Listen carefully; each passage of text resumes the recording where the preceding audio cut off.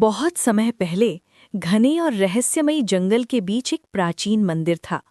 कहा जाता था कि उस मंदिर में एक ऐसी मणि छिपी है जो अपार शक्ति देती है।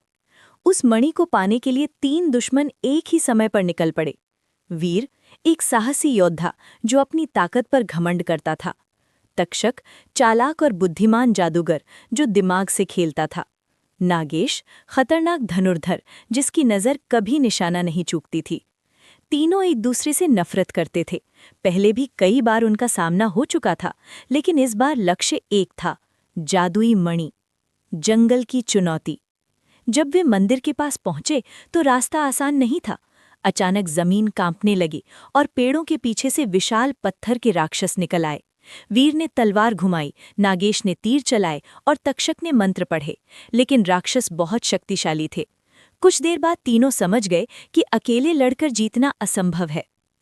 अगर हम साथ नहीं लड़े तो मणि तो दूर जान भी नहीं बचेगी, तक्षक चिल्लाया। मन मारकर तीनों ने हाथ मिलाया। एकता की शक्ति। अब उन्होंने योजना बनाई। वीर सामने से हमला करेगा, नागेश दूर से राक्षसों को कमजोर करेगा, तक्षक अपनी जादुई ढाल से दोनों की रक्षा करेगा। मिलकर उन्होंने राक्षसों को हरा दिया। तीनों थके हुए थे, पर उनके चेहरों पर संतोष था। असली परीक्षा। मंदिर के अंदर पहुंचकर उन्होंने चमकती हुई मणि देखी, लेकिन जैसे ही वीर ने उसे उठाना चाहा, मंदिर में एक आवाज गूंजी।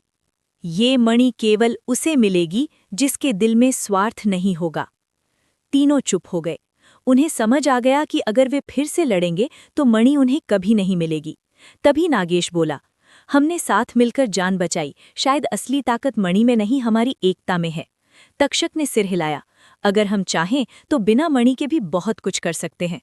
वीर ने मणि को वापस वेदी पर रख दिया। जैसे ही उन्होंने लालच छोड़ा, मंदिर चमक उठा और मणि 3 टुकड़ों में बट गई। हर एक को एक एक हिस्सा मिला। अब वे दुश्मन नहीं रहे। तीनों ने मिलकर अपने राज्य की रक्षा करने का संकल्प लिया। और इस तरह 3 दुश्मन एक लक्ष्य ने उन्हें सिखाया कि सच्ची ताकत अकेले में नहीं, बल्कि मिलकर काम करने में होती है।